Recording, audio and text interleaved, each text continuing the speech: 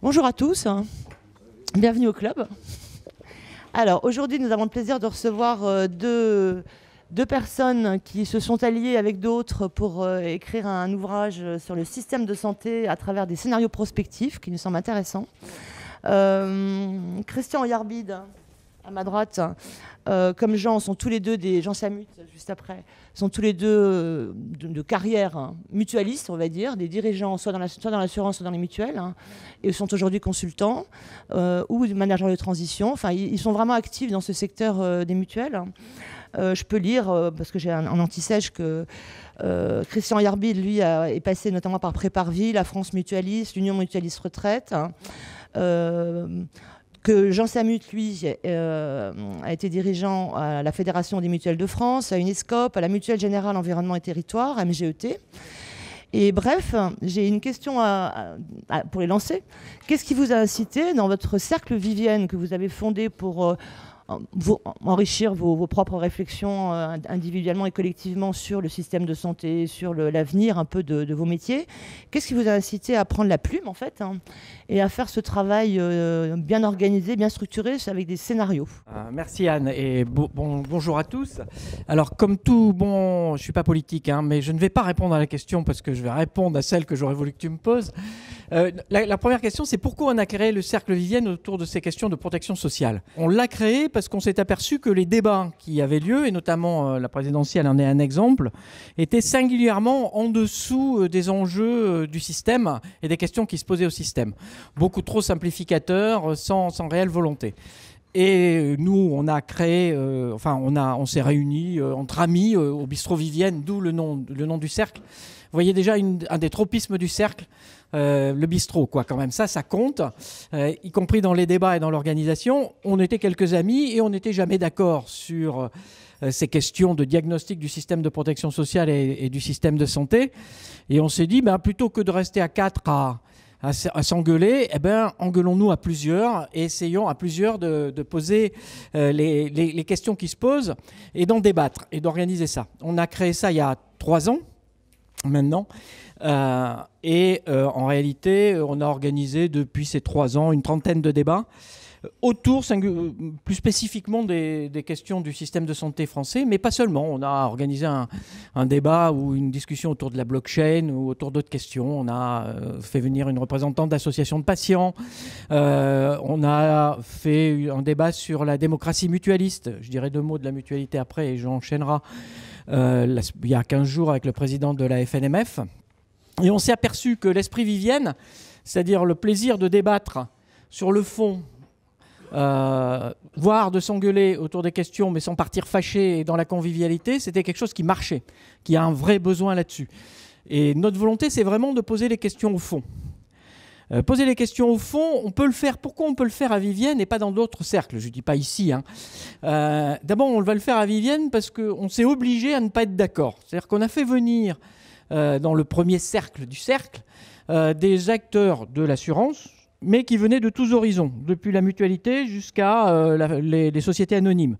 Donc on s'est obligé à réunir autour de nous des gens qui ne seraient pas d'accord sur les solutions. Par contre, leur caractéristique, c'est qu'ils sont passionnés par ces questions-là, qu'ils ont envie que ça change et qu'ils ont tous envie d'aller au fond des questions.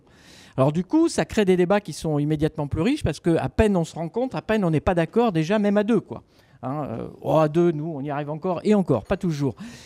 La deuxième raison qui fait qu'on peut aller au fond des choses, c'est que le cercle n'est partie prenante d'aucune autre organisation, n'est sponsorisé par aucun acteur, puisque notre modèle économique, c'est 15 membres autour à 20 € de cotisation par an, et le reste, c'est des dîners qu'on finance, ou si on a un sponsor qui nous paye l'apéritif, le repas et la bouteille de vin, puisque c'est ça qui est important. Mais on n'a pas de penchant d'un côté ou de l'autre, et ça, c'est très, très important. Et la dernière chose qui fait qu'on a réussi à produire ce bouquin, et je vais y revenir, c'est qu'on essaye de maîtriser les égos. Les égos E-G-O-S, puisque, en fait, l'idée, c'est que tout le monde et toutes les voix portent. Alors autour du livre, on a réuni une quinzaine de personnes qui ne sont pas nécessairement le premier cercle du cercle. Ils sont décrits là. On a réuni 15 personnes qui avaient envie de dire c'est bien de faire des débats, mais si on essayait d'aller un peu plus loin. un des tours de force du livre, que vous ne verrez pas si vous le lisez, mais qui est important pour nous, c'est qu'on était 15 à l'arrivée au départ, et on était 15 à l'arrivée. C'est-à-dire que les 15 ont assumé le travail qui avait été fait. Ils sont jeunes. Hein ? Ils sont jeunes en plus. Ils sont jeunes comme nous, oui. Oui, c'est ça, oui. Non, des fois plus, mais bon.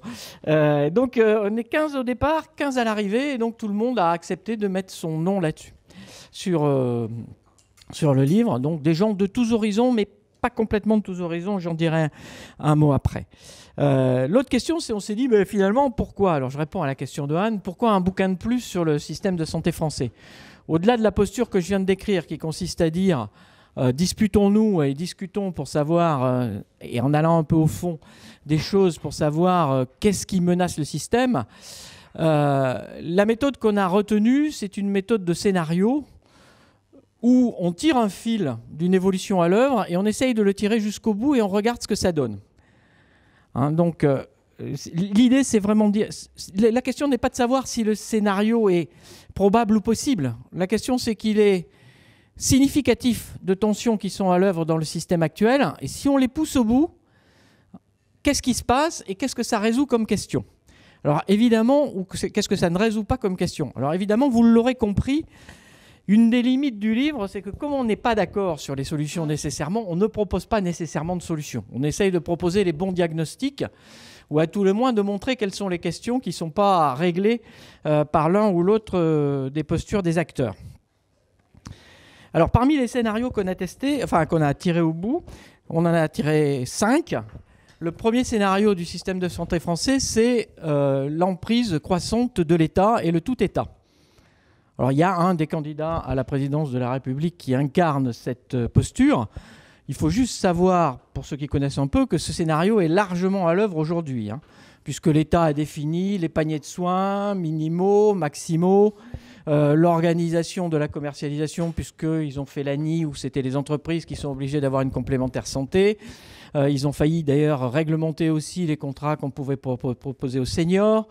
Bref, aujourd'hui, l'État et la CNAM sont à peu près tout puissants dans l'offre en matière de complémentaire santé, en termes de remboursement, et pour une grande part en matière d'organisation des soins. Donc si l'État décide d'aller jusqu'au bout, c'est-à-dire en gros de nationaliser les complémentaires, qu'est-ce qui se passe ?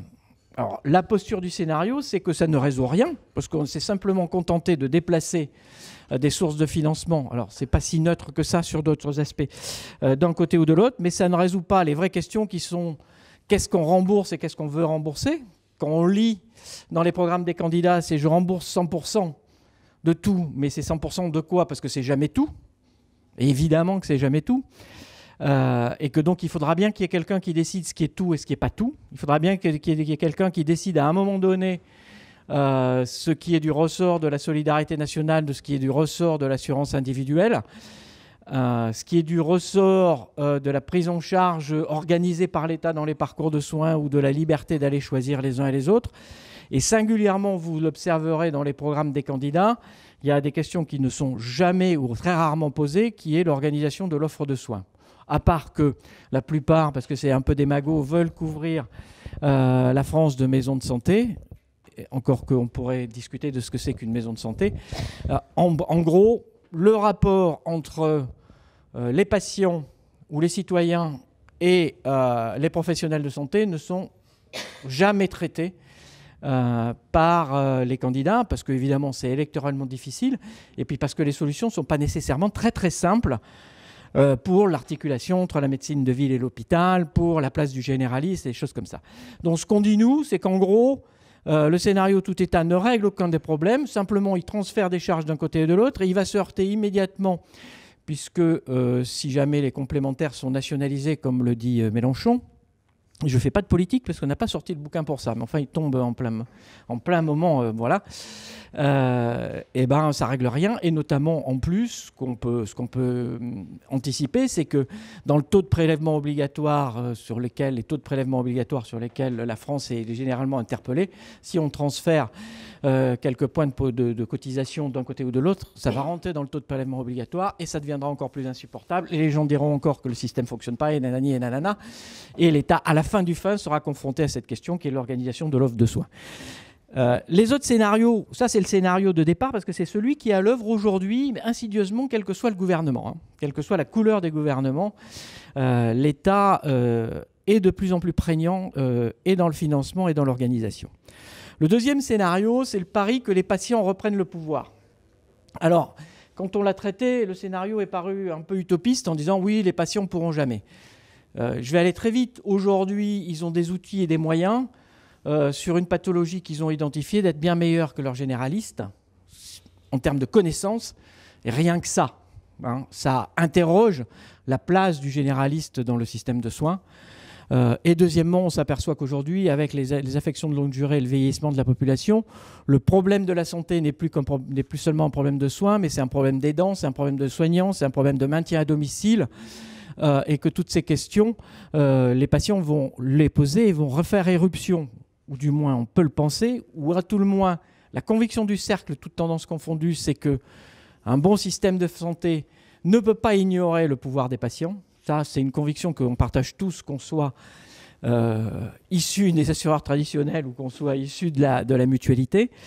Et cette question-là est centrale. Et si les patients sont ignorés, c'est-à-dire infantilisés par le système, voire par l'État qui aurait décidé ce qui était bien pour eux dans les remboursements, ce qui décide d'ailleurs ce qui est bien pour eux dans les remboursements, ce qui est certain, c'est qu'il y en a d'autres qui vont s'emparer de ça pour faire autrement et proposer autre chose. Et ça, c'est le troisième scénario qu'on a appelé le Léviathan, mais qui est en fait l'irruption des GAFA.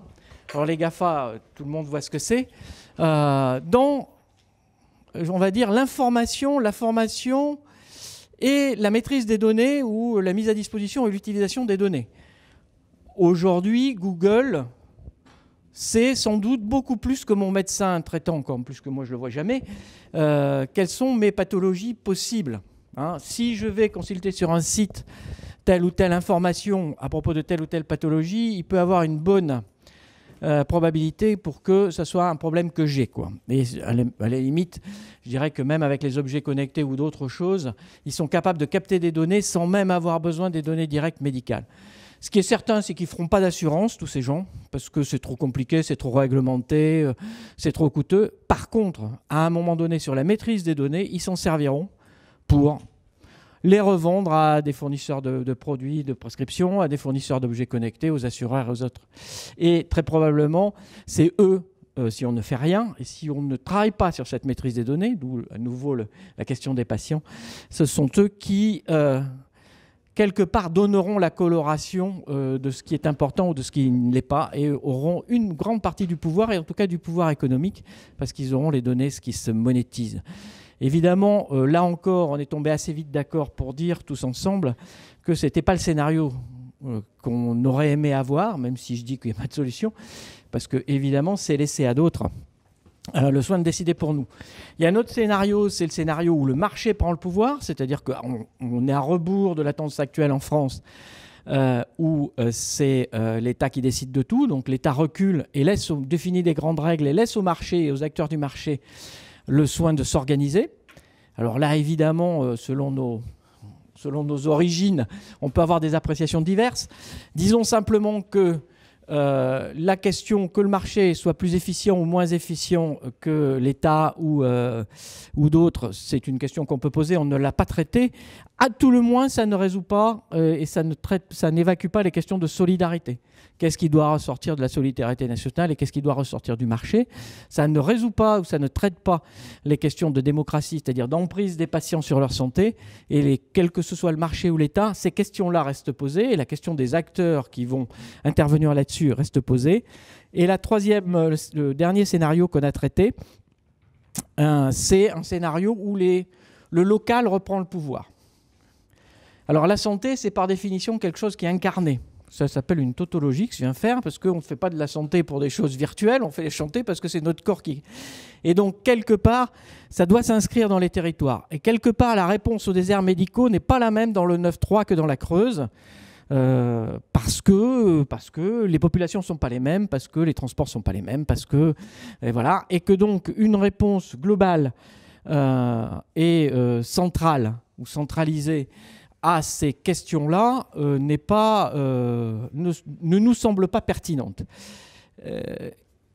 Aujourd'hui, les acteurs locaux n'ont pas, à part quand ils président l'hôpital, ne sont pas nécessairement légitimes ou autorisés à intervenir sur les questions de santé. Et pourtant, la demande existe, parce que si on regarde ce qui se passe en termes de mutuelles communales, donc vous avez pu lire qu'il y avait des mutuelles communales, les maires interviennent énormément là-dessus. Il y en a plusieurs milliers aujourd'hui de demandes ou de projets de mutuelles communales qui ont vu. Après, on pourrait discuter sur est-ce que c'est des vraies mutuelles, pas des vraies mutuelles, comment c'est organisé. Ce n'est pas la question, mais ça répond à un besoin. Et quand les maires organisent des réunions autour de ça, il y a beaucoup de monde dans la salle. Et il y a beaucoup de monde dans la salle parce que les gens se disent c'est légitime que mon élu, enfin, ou le CCAS, le Centre d'action sociale, se préoccupe de ça. Et puis, c'est bien au plus près de mon territoire, enfin, au plus près de ce que je suis moi, qu'il faut organiser ça. Voilà le dernier scénario. Ensuite, on a décliné, parce que les scénarios ont leurs limites, on a décliné, on a passé en revue quelques thématiques, la prévention, l'effacement de la figure du généraliste, le vieillissement, la recherche médicale, quelques-unes des thématiques, en essayant aussi de tirer quelques fils là-dessus. Évidemment, on n'est pas du tout exhaustif, hein, parce que sur un sujet pareil, ou sur un domaine pareil, il y a plein de choses qu'on n'a pas traitées. Notamment, on n'a pas traité la question des affections de longue durée, spécifiquement, qui est quand même une partie essentielle de l'augmentation de la dépense aujourd'hui. On n'a pas traité spécifiquement la question de l'hôpital, même si elle est en filigrane de tous les scénarios, ou même traitée explicitement dans les scénarios, parce qu'il y a une limite au travail qu'on a fait, et qu'on va essayer de combler dans une version 2 ou un tome 2 ou je ne sais quoi, ou un travail à deux du bouquin, c'est que les 15 qui étaient au départ, même si certains ont été médecins dans une vie antérieure, aujourd'hui ils ne sont plus en situation, ils ne sont plus professionnels de santé.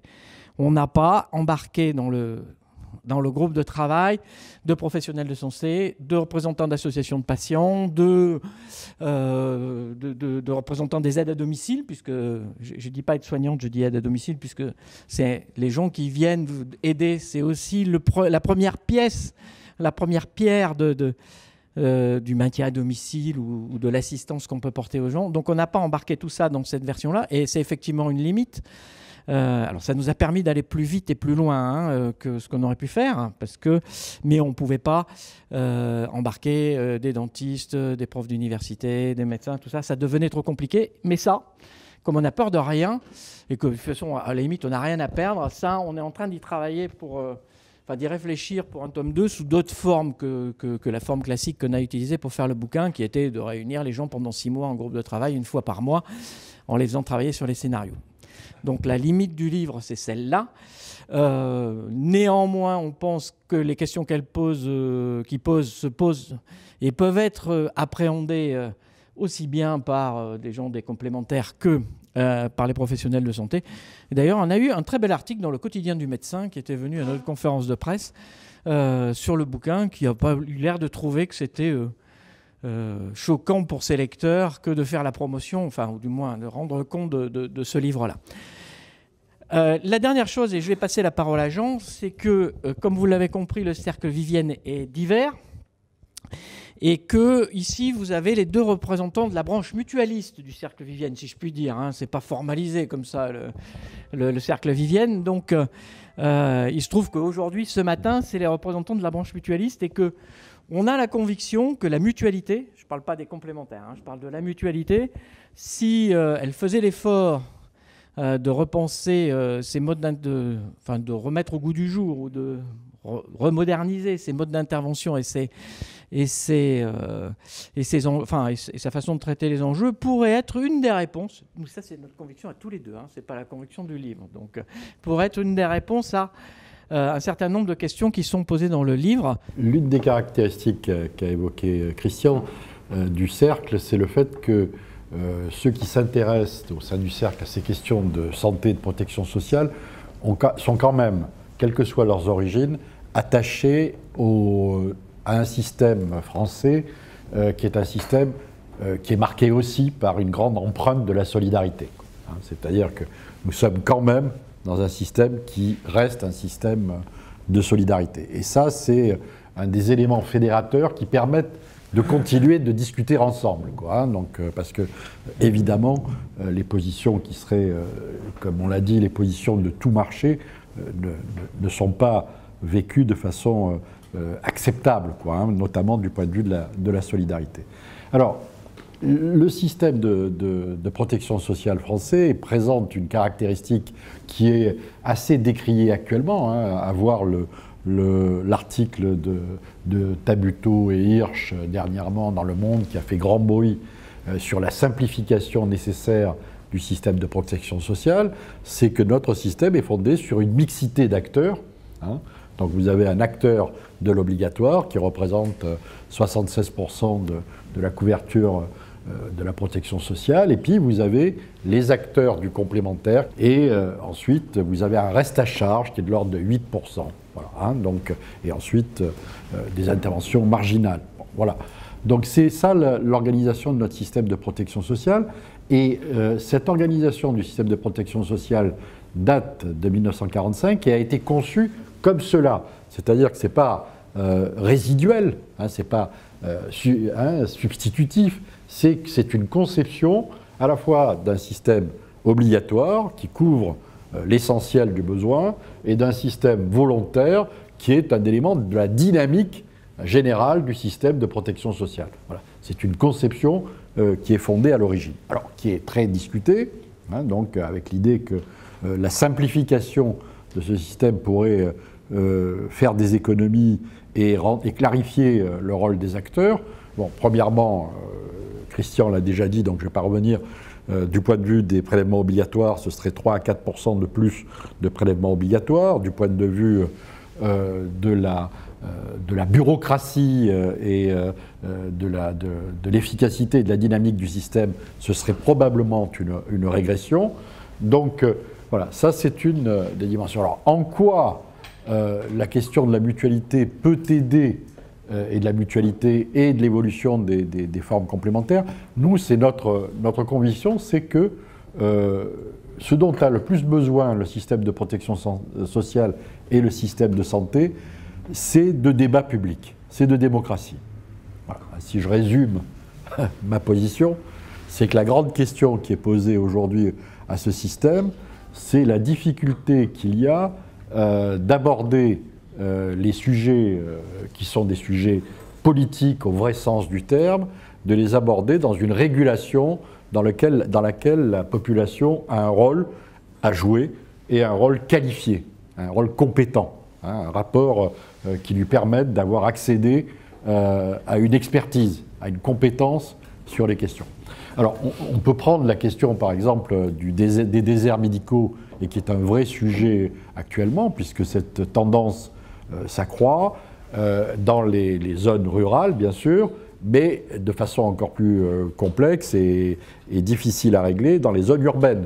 Hein. Donc c'est là que la question se pose probablement de façon la plus difficile. La position qui consiste à dire l'État va apporter des financements supplémentaires est une position qui est d'une part en échec, premièrement, c'est-à-dire qu'elle ne fonctionne pas. Les jeunes médecins ou les médecins ne vont pas dans les zones désertiques du point de vue médical pour des raisons avec un appui économique, un soutien économique, cela ne suffit pas. Et d'autre part, d'une certaine façon, c'est une position absurde, puisque dans un désert médical, la demande est telle qu'il n'y a pas de problème économique. Hein, c'est-à-dire qu'il y a suffisamment de gens qui sont couverts dans notre système de protection sociale pour qu'il n'y ait pas de problème économique. Donc la question qui est posée, c'est plus une question d'intégration des populations, des professionnels de santé dans les populations. Ça veut dire quoi? Ça veut dire que la médecine individuelle, le jeune médecin qui est seul dans un quartier ou dans une commune rurale, ça ne fonctionne plus. Voilà, ça ne fonctionne plus. La médecine est aujourd'hui quelque chose de beaucoup plus complexe. Il y a besoin d'avoir plusieurs professionnels avec des spécialités différentes, des complémentarités, des acteurs sociaux, comme il était dit par Christian tout à l'heure. Donc il y a déjà une question de la pratique médicale. Si on ne s'intéresse pas à la pratique médicale et si les acteurs locaux ne s'intéressent pas à la pratique médicale, il y a peu de chances que l'on trouve une solution. Ensuite, il y a des questions d'intégration dans la population, qui sont bien sûr les questions de sécurité. Il y a un énorme problème de sécurité. Se retrouver seul dans le 9-3 avec une porte, avec une grille, etc., c'est pas confortable, c'est pas agréable, ça ne peut pas fonctionner comme ça. Donc il faut des structures collectives qui soient des structures sécurisées. Il faut un rapport à la population et donc une dynamique d'acceptation, d'intégration dans une population. Voilà. Donc là, il nous semble, nous, on parlait tout à l'heure en aparté des expériences québécoises dans le domaine, il nous semble qu'une médecine participative, que des maisons de santé qui, justement, créent un lien entre une population motivée, intéressée et des professionnels de santé sont des éléments d'une dynamique de santé beaucoup plus efficace et qui est de nature aussi à régler quelques problèmes du point de vue hospitalier. Le fait qu'une grande partie des populations qui ressortent de la médecine générale se trouvent aux urgences hospitalières est un problème qui n'est pas simplement un problème de pouvoir d'achat, ce n'est pas simplement un problème d'économie, c'est un problème de culture. Et là, on revient à une des dimensions très fortes du champ de la santé, c'est le poids des questions culturelles dans la santé. Là, on fait référence à un économiste philosophe du début du XXe, Karl Polanyi. On n'est pas dans une vision économiste de la santé, il y a une vision, bien sûr, avec une économie de la santé, une organisation de la santé, mais aussi une dimension culturelle de la santé. La question, par exemple, en région parisienne, savoir à qui il faut s'adresser quand on est en situation, quand on a une pathologie, notamment, on l'évoquait, des pathologies qui sont en train de se transformer, puisqu'on est en train de passer à une médecine de la chronicité. Donc voilà, la médecine d'aujourd'hui est en train de basculer vers une médecine de la chronicité. Ce sont de vraies questions. Voilà. Donc, et y compris pour l'approche des questions de prévention, on pense que l'intervention des populations, le rapport avec le local, avec les collectivités territoriales, la capacité de définir des priorités de santé au niveau d'une collectivité territoriale, et sont sans doute des éléments d'une évolution nouvelle et positive du système. Merci beaucoup. Bernard Biderman, j'ai une petite remarque concernant le scénario du marché. Vous avez évoqué l'aspect solidarité en disant que quand c'est le marché, c'est pas aussi évident que ça. Alors, si j'ai bien compris, en Hollande, ils ont un système qui est assez libéral et dans lequel il y a une solidarité. Enfin, on ne peut pas appeler ça la solidarité, mais ils ont un régulateur qui émet des cahiers des charges comme dans les télécoms. Donc, et le système ne marche pas trop mal. Donc, c'était un contre-argument face à ce que vous disiez concernant le truc. Alors ensuite, une deuxième question, et ça c'est un petit peu plus fumeux. Aux États-Unis, par rapport au PIB, je crois que la santé représente 18%, ce qui est énorme. Non, un peu plus bas. Comment ? Je crois que c'est un peu plus bas quand même. Un peu plus bas. Ouais. Enfin bon, mais c'est le plus important. C'est le plus important, alors qu'en France, on doit être à 12%. 12%, voilà, c'est ça. Alors qu'est-ce que vous pensez de l'idée qu'en France, on pourrait développer à fond la santé en dépensant beaucoup plus, quitte à ce que, évidemment, sur votre fiche de paye, il y ait beaucoup moins, et que l'on dépense moins, donc le niveau de vie en termes de consommation courante baisserait, on achèterait moins de gadgets en Chine, etc.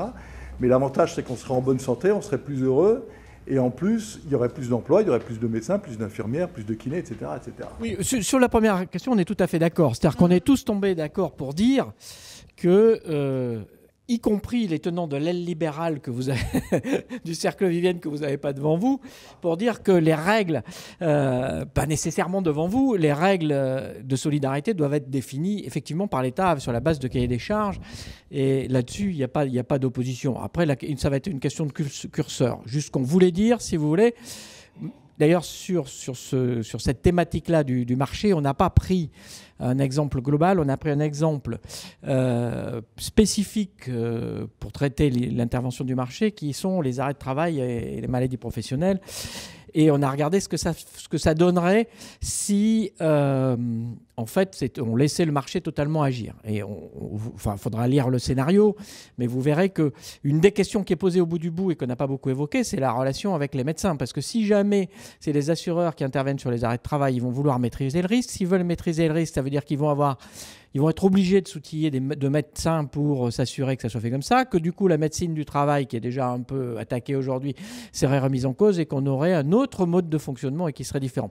C'est ça qu'on a montré aussi, et ça change beaucoup des équilibres des systèmes par rapport à ces questions-là. Donc on est assez d'accord sur l'idée, si vous voulez, on l'a pas traité. Sur la deuxième question, après, je vais laisser Jean répondre, mais moi, je répondrai en disant, mais qui va définir ce qui est la santé ? Parce que vous dites, effectivement, on pourrait aller beaucoup plus loin, hein, on pourrait considérer, je l'ai redit tout à l'heure, que l'aide ménagère qui vient s'occuper de la personne âgée dépendante contribue peut-être au moins autant que le médecin généraliste dans certaines situations à maintien à domicile et, je dirais, en bonne santé et en relative autonomie, autant que le médecin généraliste. Et donc, on pourrait considérer que sa prestation fait partie des prestations qui seraient à prendre en charge par un système de santé. Nous, ce qu'on dit, enfin, moi, ce que je dis, parce qu'après, évidemment, vous avez compris, chacun retrouve sa liberté de parole au-delà du bouquin, hein, donc c'est le principe. Moi, ce que je dis, c'est que la vraie question qui doit être posée et qu'on doit poser tous ensemble collectivement, c'est à quelle limite on veut et qu'est-ce qui va relever de la solidarité ou qu'est-ce qui va relever de l'assurance individuelle. Nous, on dit, en gros, dans le bouquin, on dit que ça. Ces questions-là ne peuvent pas être laissées ni aux médecins, ni aux énarques en charge, pardon, hein, pour ceux qui le seraient éventuellement, mais qui sont à la direction des affaires sociales. Cette question relève d'un débat citoyen et d'un véritable débat de société. Voilà. J'allais dire, d'une certaine façon, votre deuxième question répond à la première, si je puis me permettre, dans la mesure où le système de protection sociale des États-Unis, qui est hyper libéral, quoi, dont la régulation la tentative significative de régulation est très récente et discutée, comme vous le savez, n'a pas permis de baisser les dépenses de santé, bien au contraire.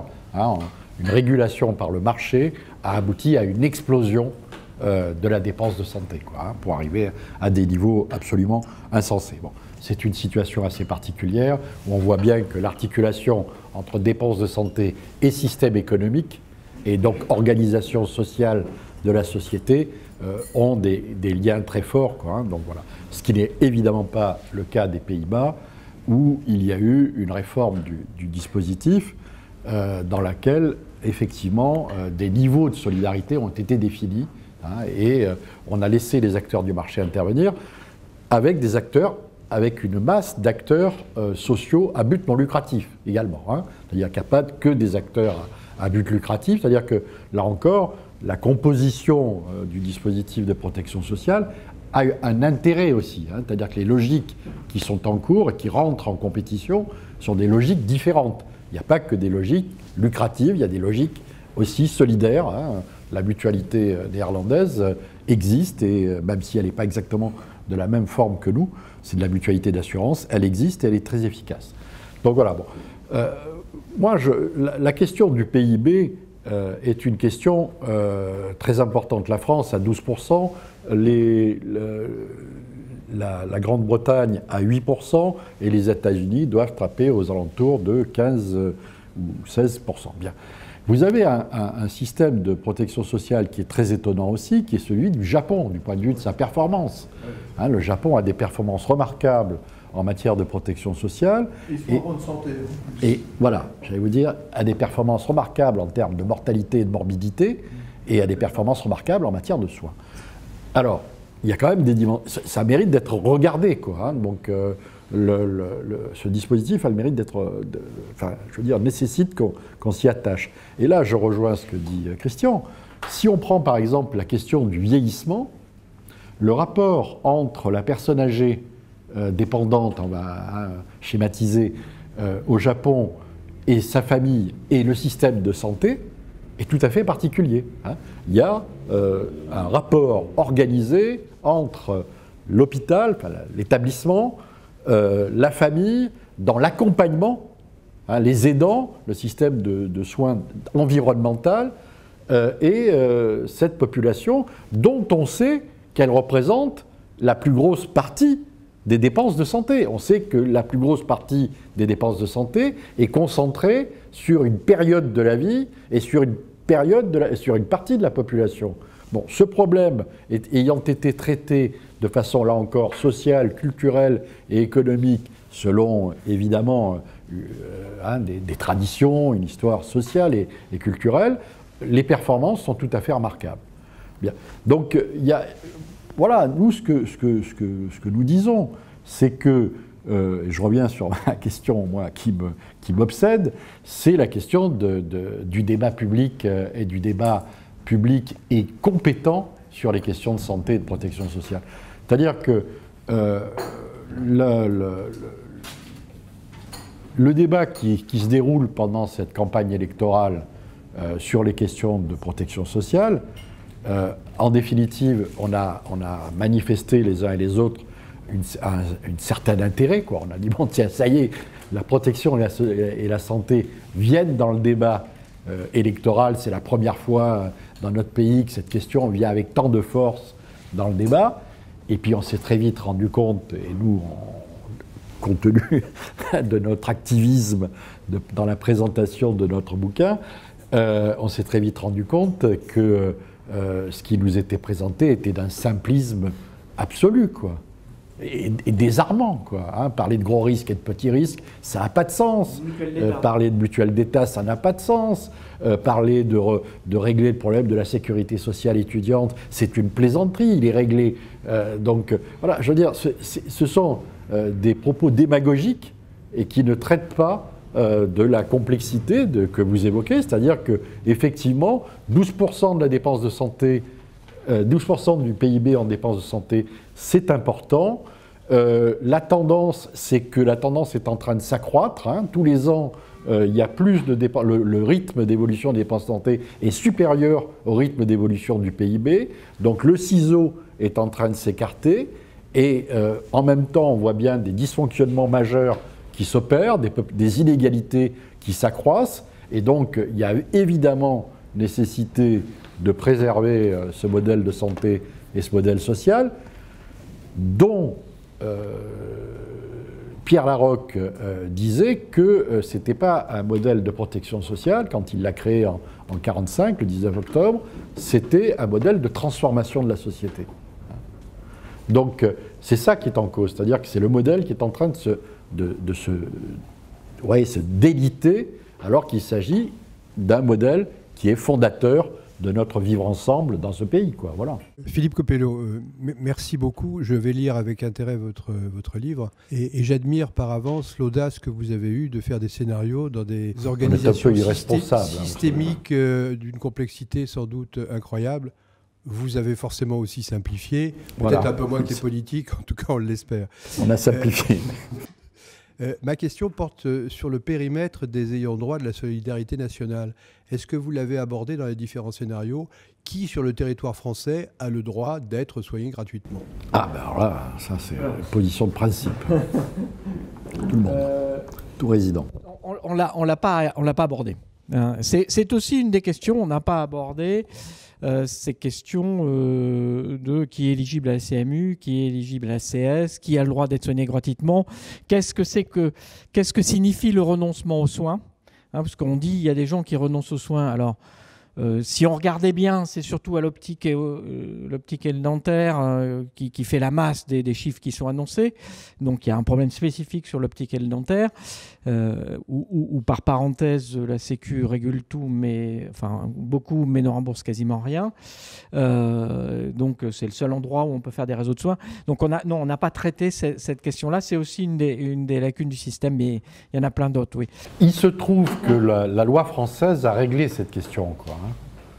Et que la façon dont elle l'a réglée ne nous déplaît pas, quoi, hein, donc soyons clairs, hein, pour être simple, parce qu'autant savoir de quel côté on parle, quoi, hein, donc voilà. La loi française dit que tout résident sur le territoire national a droit à des soins, a droit à la sécurité sociale et a droit aux soins. Voilà, c'est ça la loi française. Et nous, aujourd'hui, dès à présent. Voilà. Alors après, c'est quelque chose qui peut évoluer selon certains acteurs qui mettent l'accent sur cette question. Nous ne nous situons pas du côté de ces acteurs-là, c'est clair. De ce point de vue-là, hein, de ce point de vue de cette question, voilà, il n'y a pas de... Alors, ça traite d'autres questions, évidemment, qui est celle de l'immigration, du poids de l'immigration sur la société française, etc., par exemple. Évidemment, ce ne sont pas des questions que nous avons traitées. Ce que nous pouvons dire, c'est que le fait de ne pas accéder au système de protection sociale et au système de soins serait une catastrophe sanitaire. Enfin, il faut quand même... Moi, j'ai été le président d'un institut qui traite des fléaux infectieux. La recrudescence de la tuberculose à Paris est une réalité.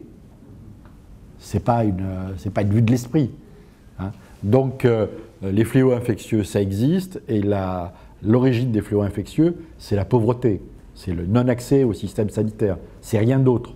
Hein. Voilà. Donc, on est encore, et à Paris, on a encore des situations qui se développent dans certains endroits avec la recrudescence de fléaux infectieux.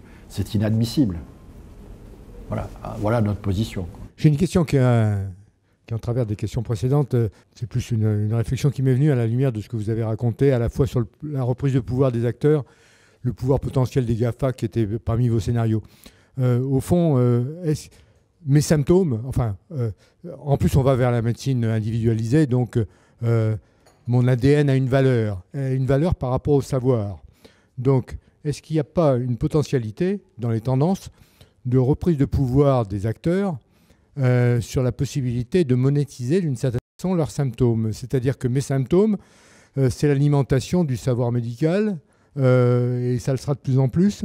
Au fond, est-ce que mes symptômes n'ont pas une valeur, et est-ce que cette valeur-là, on ne peut pas lui faire jouer une valeur économique? Est-ce que les mutuelles ne peuvent pas jouer un rôle pour éventuellement devenir des acteurs de cette monétisation de la santé individuelle en tant qu'alimentation du savoir des professeurs, alors évidemment ça ne donnera pas du savoir sur les traitements, mais ça donnera du savoir sur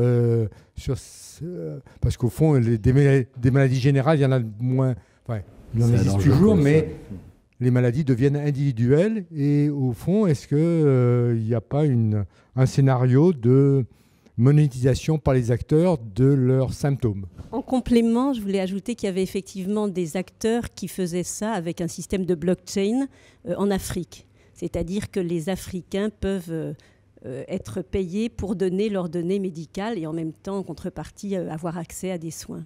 Alors, il y a un système commercial dont j'ignore les tenants et les aboutissants, et je n'ai pas de jugement de valeur officiel.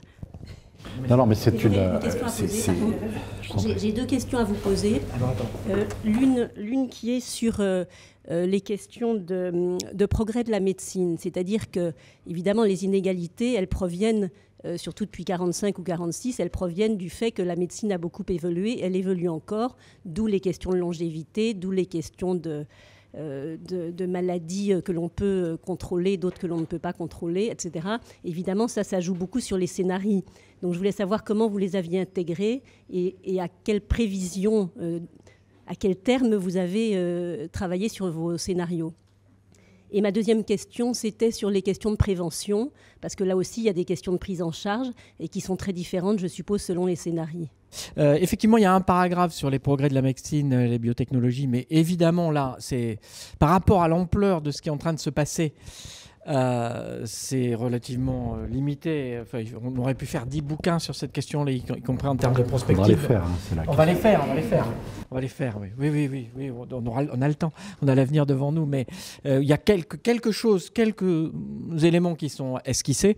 Il est esquissé aussi une question sur le séquencement du génome et la question de la mutualisation, ou pas de la mutualisation ou de l'individualisation qui percute frontalement le système, parce qu'en gros, c'est une des remarques que je voulais faire, si vous voulez, on ne l'a pas parlé, mais que ce soit la télémédecine, les biotechnologies, les progrès des traitements et les traitements individualisés où les médicaments s'adaptent à votre écosystème interne, je ne sais pas le dire, je ne suis pas médecin, avec des coûts individuels qui sont sans doute plus élevés, mais qui au global soignent plus vite. Donc, tout ça, ça percute énormément le système. On n'a fait que l'effleurer, pour être franc.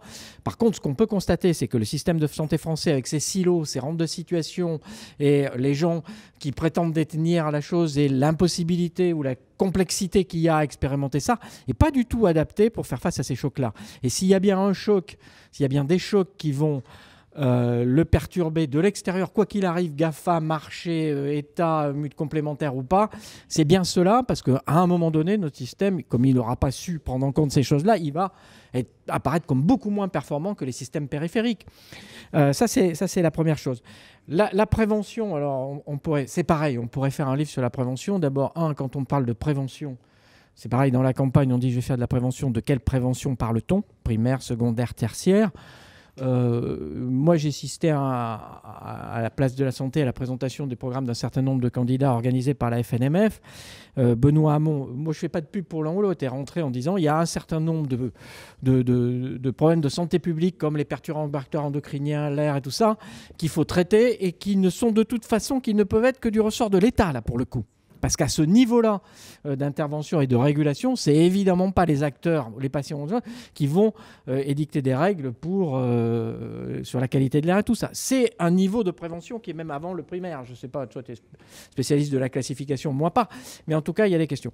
Alors après, sur la prévention au niveau individuel, on a juste mis un scénario dans le bouquin. Après, je n'oublie pas votre question, hein, mais après, juste mis un scénario dans le bouquin qui est la prévention, on va dire, primaire, où on serait en permanence connecté du matin au soir, depuis notre voiture jusqu'à notre frigo, notre glace et tout ça, et qu'on aurait en permanence des gens qui viendraient prescrire ce qu'on doit faire ou pas faire. Et donc, on a mis un truc un peu amusant pour dire que finalement, à la fin du fin, il y a quand même une question de liberté, et notamment de liberté dans l'échange des données que je peux avoir avec des tiers qui auraient envie que je sois, entre guillemets, prévenu de tout ce qui peut m'arriver pour, par exemple, si je reviens sur le marché, faire baisser la cotisation d'assurance. Mais on s'aperçoit que sur un élément, c'est possible, mais si c'est sur tous les éléments de la vie, c'est-à-dire que quand je me lève le matin, quand je monte dans ma voiture, quand je ferme mon appartement, il y a quelque chose qui me dit « t'as pas branché l'alarme, t'as pas mis le machin, dans ton frigo, t'as trop de matière grasse, et dans ta voiture, tu conduis avec trop d'à-coups, donc tu vas avoir ça va devenir insupportable et intolérable. » Et il y aura une vraie question de déconnexion ou de protection des données. La question des données, là encore, on caractérise en ayant ces interventions l'état des enjeux que l'on peut dès à présent constater. C'est-à-dire que ces évolutions sociétales qui sont colossales, on peut dès à présent en trouver les indices dans le fonctionnement actuel du système de santé. Tout à l'heure, Christian parlait de la compétence des patients.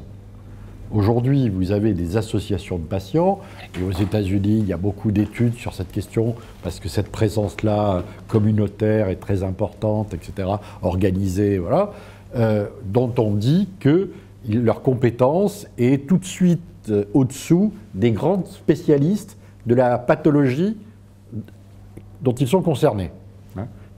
C'est-à-dire que la question de l'information a pris une telle proportion, une telle diffusion, que les patients qui ont capacité à avoir cette information, mais d'autre part à introduire dans cette information leur propre expérience, donnent une dimension exceptionnelle à cette information, à cette compétence qui est absolument nécessaire au système de santé, pas simplement pour eux-mêmes, pas simplement pour leur communauté, mais pour le système de santé tout entier.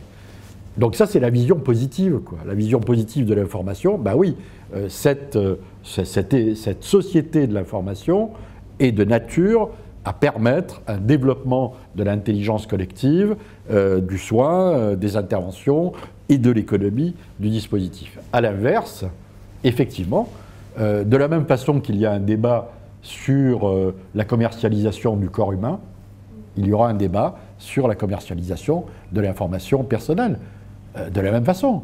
Et la question de l'éthique, la grande question du système de santé et de protection sociale qu'on n'a pas abordée dans ce bouquin et dont on rêverait de faire un bouquin, et là, c'est une proposition aux vigilants, par exemple, c'est de faire un débat sur l'éthique.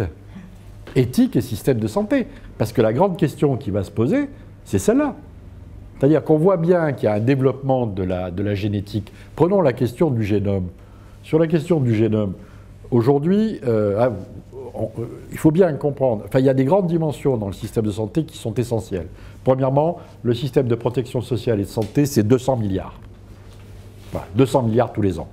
Grosso modo, il faut s'arrêter à ça. La dépense globale est de 250, la dépense de biens et de services médicaux, c'est 200 milliards. Bien. Voilà, ça c'est une donnée de fond.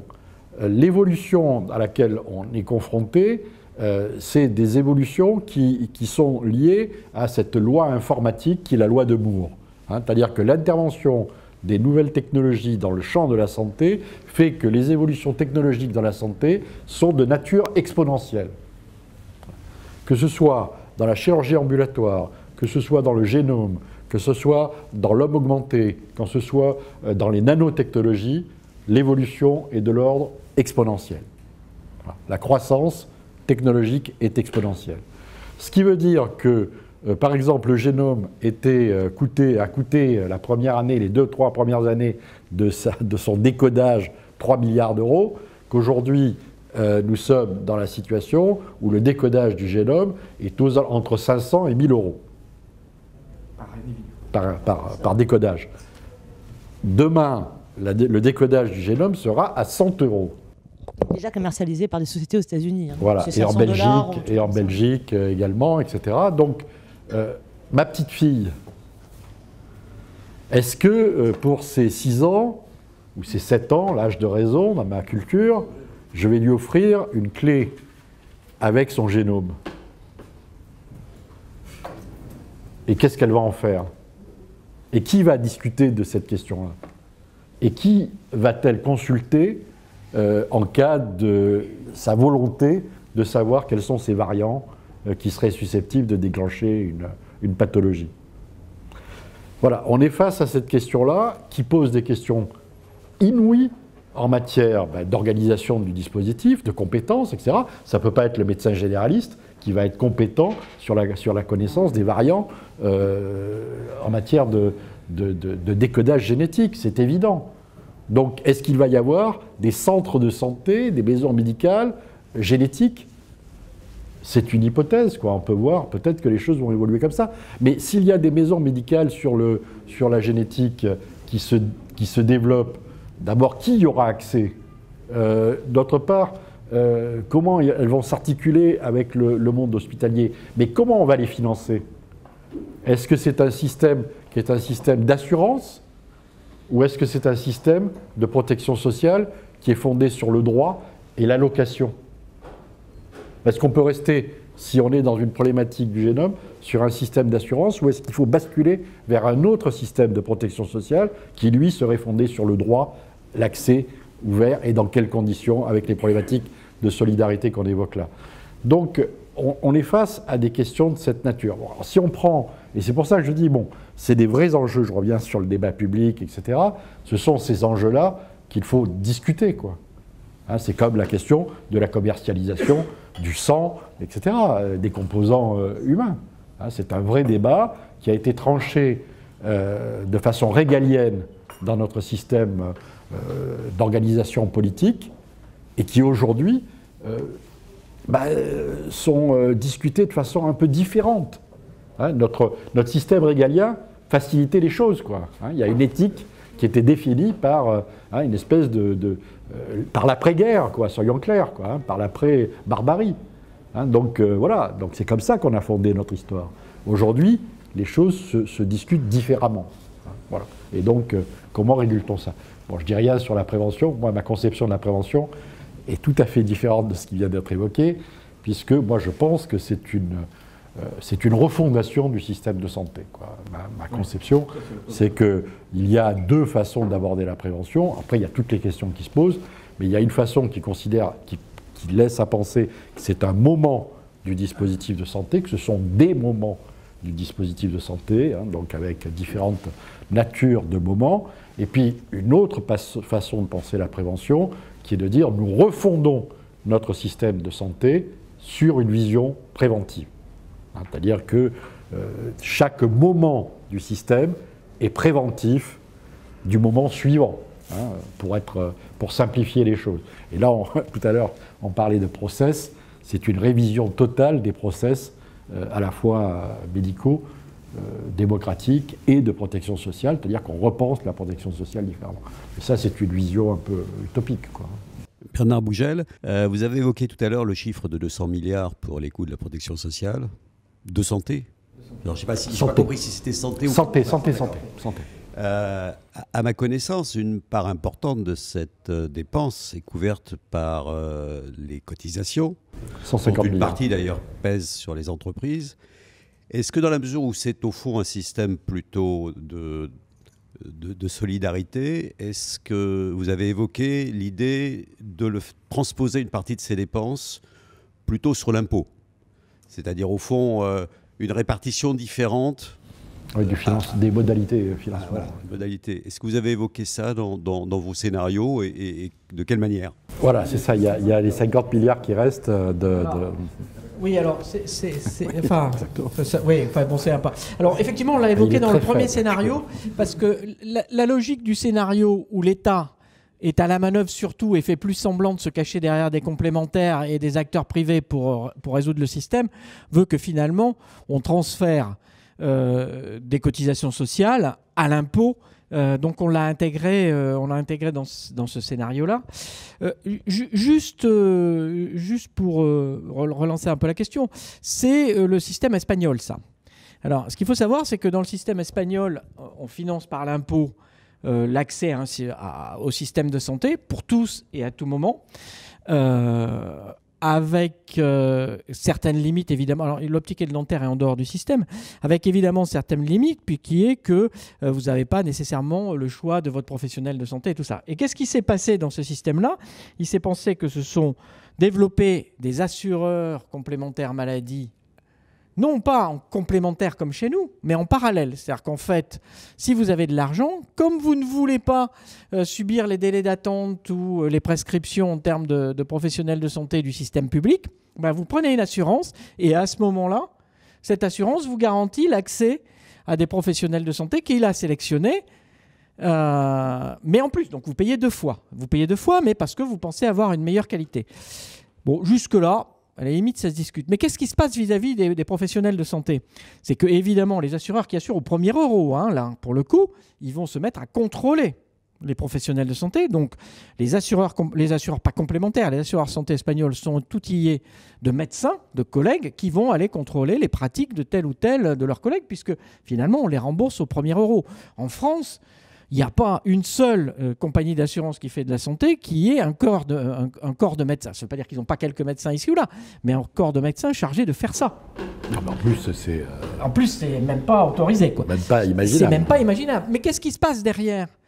Ce qui se passe derrière, c'est que les réseaux de distribution disent « Mais moi, dans telle ville, je ne peux pas vendre l'assurance parce qu'on n'a pas accès à tel professeur qui est la star de la ville. Parce qu'on ne l'a pas dans notre réseau. » Donc, que fait la compagnie? Elle va voir le professeur, elle lui dit, toi, si tu rentres dans mon réseau, je te rembourse plus cher ou je te donne plus d'argent que... Donc, on a quelque part, et ça, si on racontait ça à nos professionnels qui se veulent libéraux, enfin, en France, alors là, bon, on n'a pas... Mais si on racontait ça, je monétise ma notoriété et derrière, je suis contrôlé pour savoir si je prescris pas trop, on voit bien qu'on est dans un système de rapport entre... les assureurs, quels qu'ils soient d'ailleurs, hein, et les professionnels de santé, qui est complètement différent, quoi. Alors je ne sais pas si c'est... On pourrait faire le débat pour savoir si c'est mieux ou moins bien, mais on voit qu'on peut... Il y a plein d'autres logiques, pour rebondir sur ce que je disais, il y a bien plein d'autres façons d'envisager ces rapports entre le marché, l'État et tout ça, que celles qu'on peut connaître en France, quoi. Mais effectivement, en France, on s'est construit là-dessus. Juste un mot, on n'a vraiment pas traité la question des modalités. Parce que dans votre question, il y a la question des modalités de financement et clairement un vieux débat. Et alors, je n'ai toujours pas compris pourquoi ce débat a disparu de notre débat public, quoi, qui est le débat sur les modalités de financement de la protection sociale, quoi, donc, et notamment de la protection obligatoire, quoi. Donc aujourd'hui, notre débat porte sur le complémentaire et l'obligatoire, et le rapport entre les deux. Le débat sur le financement de l'obligatoire, qui mériterait sans doute une vraie discussion, parce que l'évolution industrielle, si je puis dire, de la France pose la question du financement sur les salaires, clairement, quoi. Et fait peser les charges. Et bien sûr, évidemment. Et donc, à partir de la notion de salaire, parce que les deux dimensions, c'est ça. C'est sur les entreprises, mais à partir du salaire.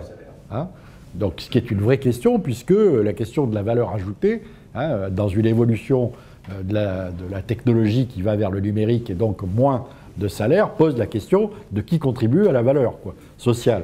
Et donc là, il y a un débat qui a disparu de notre spectre, c'est clair, aujourd'hui, et alors que c'est sans doute un débat très important du point de vue d'abord des moyens dont on dispose collectivement, et d'autre part de savoir sur qui pèse quoi, et comment on peut orienter ensuite les actions, quoi. Je reviens en venant tout à l'heure, donc évidemment en voiture, donc j'écoutais France Info, et on voit bien qu'il y a plein d'enquêtes, plein d'interviews, notamment en prévision du débat de ce soir, et on voit bien la souffrance qui existe dans certaines régions, quoi. Donc nous sommes des privilégiés, dans un espace somptueux. On voit bien la souffrance qui traverse le pays. La question de la sécurité sociale, de faire sécurité à partir du social, est probablement une question très très importante. Et à ce moment-là, la question des moyens, de qui finance quoi et comment cela se répartit, est probablement une question liée.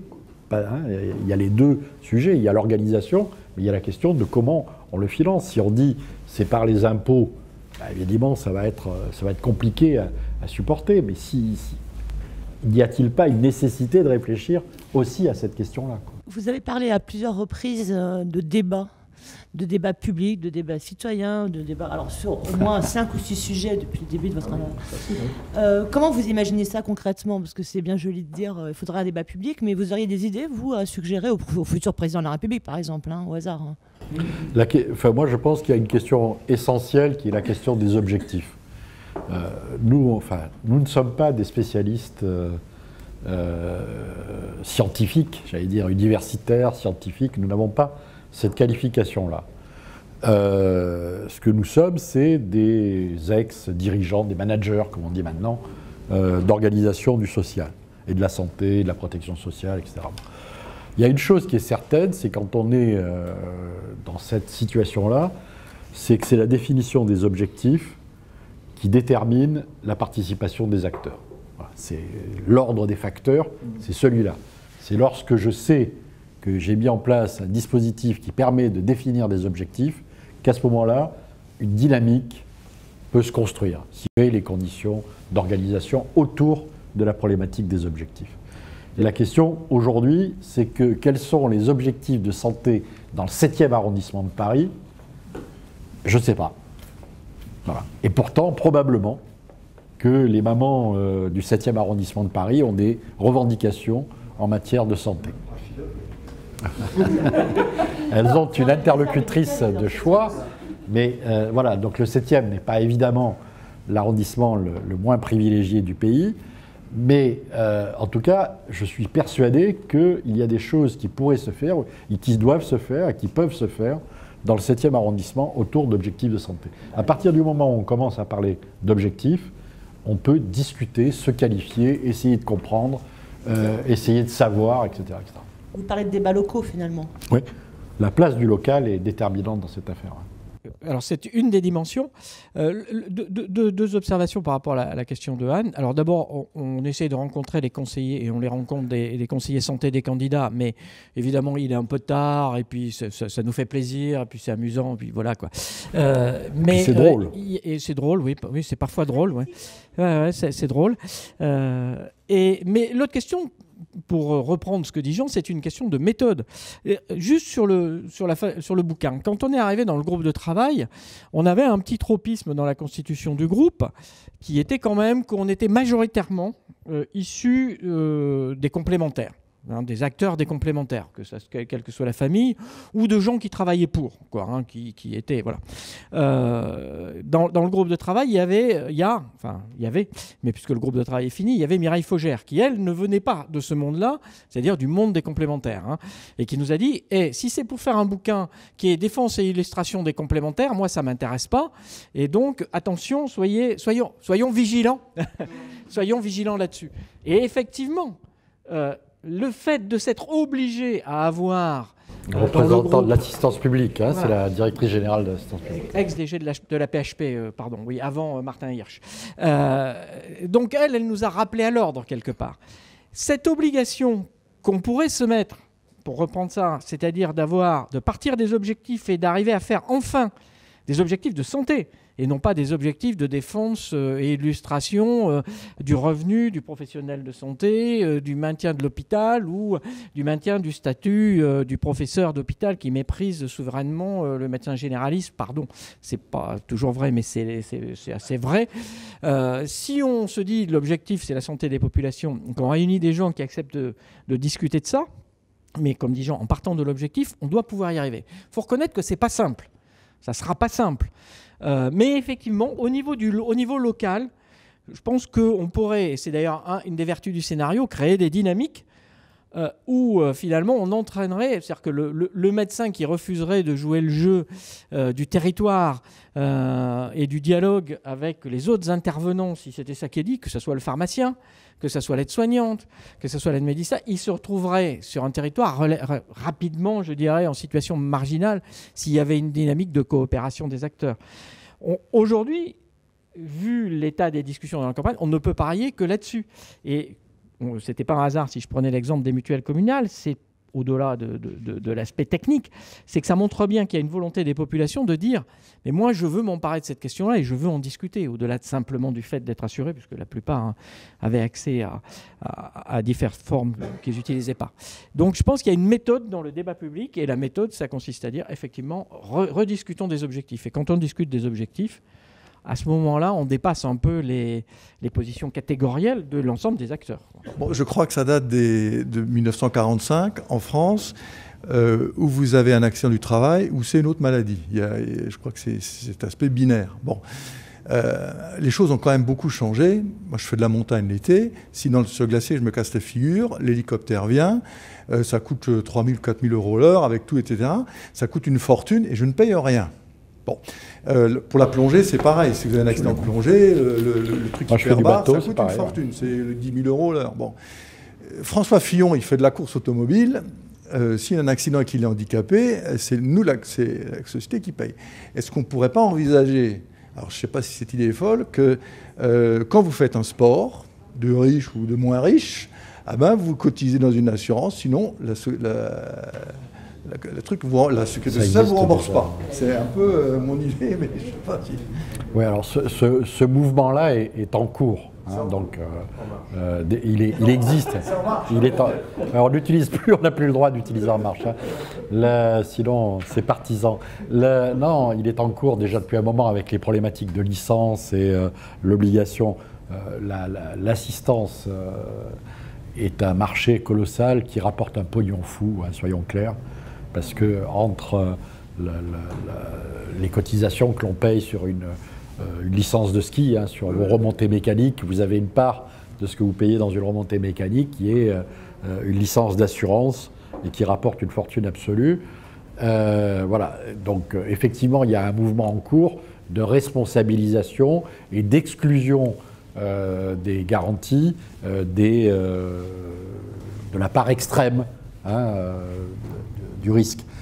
Ceci dit, il est clair que notre système est fondé sur une régulation sociale qui dit qu'il n'y a personne dans notre société qui doit être exclu pour des raisons de santé, quoi. Donc c'est clair, quoi. Et ça, c'est notre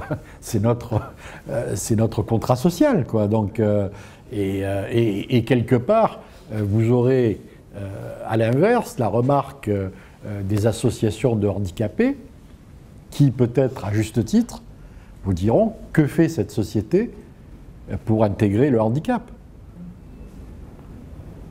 Parce que quand même, nous sommes quand même dans une situation. Vous êtes handicapé parce que vous avez fait de la construction. Non, mais peu importe, notre société. Voilà, promenons-nous dans cet magnifique arrondissement et voyons, prenez un fauteuil et essayez de vous promener dans cet arrondissement, vous allez voir. Donc nous sommes en retard de façon considérable sur toute l'Europe sur ces questions-là. Donc notre système voilà, il y a effectivement des excès de cette nature qui sont liés à la responsabilité. Bon, et encore, ils sont en train d'être régulés, mais en définitive, c'est les assureurs qui gagnent de l'argent dans l'affaire. Donc voilà, aujourd'hui, c'est les assureurs qui se remplissent sur les questions d'assistance. Et de l'autre côté, sur les questions d'organisation sociale du handicap et d'une société. Là encore, on revient aux propos précédents. Quels sont nos objectifs ? Alors justement, ben voilà, c'était ce point-là pour lequel je souhaitais revenir. Donc je connais un tout petit peu bien le système puisque je travaille à Orange Santé. Je me ferai connaître après vous, mais pour l'instant, vous avez une belle assistance où il y a beaucoup d'ingénieurs là, puisque je connais certains d'entre nous. Et effectivement, on le sait bien quand il y a un système à transformer. Et vous avez expliqué pourquoi il faut le transformer. C'est la chronicité des maladies à présent qui est quand même liée au vieillissement de la population et en plus au vieillissement d'une génération nombreuse qui est celle du baby-boom. Donc, on est en puis il y a plus l'évolution avec, technologique. Et il y a l'évolution technologique. Donc de toute façon, on est en très grande transformation d'un système et on commence... Nous, on le sait bien dans nos entreprises, et c'est vrai également sur les systèmes de santé, on commence déjà à établir, mais qu'est-ce qu'on veut réellement ? Quelle est la stratégie ? Alors, vous avez parlé de politique de santé. Vous avez identifié le fait qu'il fallait faire attention que la politique de santé dans le 93 était probablement différente dans celle du 7e arrondissement. Donc, mais par contre, comment... Donc, on est bien d'accord, une grosse réflexion sur qu'est-ce qu'on veut comme système et refonder probablement ce système, notamment voilà, qu'il y ait ce jeu. Donc comment vous allez organiser ce jeu local, national et international. N'oublions pas que les entreprises de télémédecine, elles vont pas pouvoir tout à fait répondre à une demande locale. Et d'ailleurs, parce que les organisations derrière ne le seront pas. Comment allez-vous répondre à la question qui est, mais qu'est-ce que c'est que la prévention réellement, puisqu'on sait qu'on doit basculer d'un système tout sanitaire à un système plus précautionneux de l'environnement, en fait. Voilà, donc c'est toutes ces questions d'articulation du discours, enfin du débat, que je voudrais vous voir un tout petit peu illustrer. Et puis, quel est le rôle d'un assureur quand, avec le big data, on est à peu près assez déterministe, et existe-t-il encore un métier d'assureur dans le dispositif quand on sait qu'une récolte peut être assurée 1 heure avant le déclenchement de l'orage, quand on sait que Angelina Jolie s'est fait une double mastectomie parce que elle avait la certitude d'avoir un certain type de maladie. Quel est vraiment le métier d'assureur ? Est-ce qu'on n'a pas non plus besoin de remettre à plat tout ça ? Voilà. Donc le débat et l'assurance. Je vous dirais un mot sur la mastectomie. Juste 2 mots. Vous demandez comment faites-vous ? Je rappelle que nous, on n'est qu'un think tank associatif et que donc on ne prétend pas nécessairement, enfin en tant que collectivement, on ne prétend pas avoir les solutions à ça, mais notre prétention, c'est quand même d'essayer de poser les bonnes questions, même si on ne les a pas toutes traitées comme on l'a dit. Donc ça, on a au moins cette prétention-là et on a envie de le faire de manière conviviale. Donc c'est une deuxième prétention, mais qui va avec la première. Sur l'histoire de l'assurabilité des choses, pour reprendre ne serait-ce que l'exemple, on a traité la question en partie, hein, enfin, ou du moins on a posé la question, puisqu'on a posé la question de la mutualisation, hein, ou pas de la mutualisation. Si on reprend sur le séquencement du génome, est-ce que j'assure ou je fais payer la même cotisation à quelqu'un qui a 90% ou la petite fille de Jean Samut qui a... qui n'a aucun problème génétique, ou le voisin d'à côté qui, lui, présenterait quelque chose qui dirait qu'il a X% de chance de développer telle ou telle pathologie. On voit bien que ça percute globalement le système. Moi, je pense, alors là, on ne sera pas forcément d'accord, mais je pense... personnellement, que sur les questions de santé, la notion d'assurabilité n'a peut-être, en termes d'assurance classique, c'est-à-dire je cherche l'aléa et je mutualise autour de l'aléa, n'a peut-être pas, ou n'aura peut-être demain de pertinence encore moins qu'aujourd'hui sur ces questions-là. Voilà. Est-ce que la santé est assurable ? Alors après... qu'on puisse payer des cotisations pour avoir des services, des choses comme ça, ça c'est autre chose. Mais en termes d'assurabilité, ça va devenir très très compliqué. Quant à la question comment on fait pour faire en sorte que tout ce monde-là veuille bien se mettre en marche, si je jouais à moi président, effectivement, alors là tu pourras répondre, tiens tu feras moi président après, qu'on a tous envie d'être président. Moi, si j'étais moi président, j'irais chercher, si j'avais qu'un seul truc à faire, c'est que j'irais chercher les problèmes, enfin l'amélioration de la santé, si j'en avais qu'une, hein, donc je ne dis pas que c'est ce que je ferais, j'irais chercher dans la queue de distribution de gauche de la courbe de Gauss, c'est-à-dire tous les gens qui ont des problèmes de santé ou qui ont une longévité moins forte parce qu'ils n'ont pas accès aux soins, pas uniquement à cause des prestations, mais parce qu'ils ne savent pas actionner, ou ils ne peuvent pas actionner le bon spécialiste, parce que je rappelle qu'au-delà de l'aspect financier, il y a quand même le capital social. Si vous avez un problème et vous voulez avoir un spécialiste, si vous connaissez du monde, vous avez la chance de l'avoir. Si vous connaissez personne, vous n'avez pas de chance. C'est ce qu'on appelle le capital social, et que donc cette inégalité et cette question-là, elle recoupe sur ce que j'appelle la queue de distribution de gauche, c'est-à-dire elle recoupe pas seulement des questions de santé, pour revenir à ce que disaient Jean, mais des questions d'éducation, de travail, de prise en charge globale et tout ça. Aujourd'hui, il y a une étude qui vient de ressortir aux États-Unis où l'espérance de vie des petits blancs des Appalaches recule par rapport à du monde, parce qu'ils sont sortis du système. Ils sont tellement même sortis du système qu'ils sont plus inscrits à l'assurance chômage, et que c'est comme ça qu'on nous explique que les États-Unis ont 5% de chômage quand le taux de non-inscription, lui, a augmenté de 5%, et qu'au global, si on cumulait les deux, on aurait 10. Donc si on regarde les choses, il faut les regarder un peu à fond, quoi. Donc la seule exigence que je poserais, c'est d'aller voir la queue de distribution, et pour tout le reste, essayons de traiter les sujets un peu plus à fond et de manière un peu moins caricaturale que ça. Moi, président, ce serait je reviens sur ce que j'ai dit tout le long de cette rencontre, et votre question pose à très juste titre cette question qui est face à une évolution pareille, quel est le mode de régulation ? Comment trouve-t-on une régulation dans notre société d'aujourd'hui ? Ça ne sera pas la régulation que nous avons connue en 1945, clairement, parce que là, il y avait un mouvement vers le bien-être. Je rappelle qu'on oublie toujours de parler de la déclaration de Philadelphie qui définit à l'échelle mondiale l'avenir de notre société comme étant une société qui est destinée à améliorer le bien-être de la planète. Voilà, tous les pays... à cette époque, tous les pays développés, enfin les pays qui sortent vainqueurs, définissent les conditions dans lesquelles ils voient l'avenir de leur monde. Nous ne sommes plus dans cette situation, clairement. Voilà. Nous ne sommes plus dans cette situation. Et donc, la question qui est posée est une question éminemment politique, c'est-à-dire quels sont les modes de régulation, d'arbitrage sur ces sujets-là. Pour prendre un exemple, aujourd'hui, le débat sur l'assurance et sur l'information en assurance est un débat qui traverse les sphères européennes, les régulateurs européens, et pour le moment, l'Europe a arbitré dans le sens de la position française, qui est la position que les assureurs n'ont pas le droit d'accéder à l'information personnelle. n'ont pas le droit d'accéder à l'information de la personne, sur le génome. On en est là.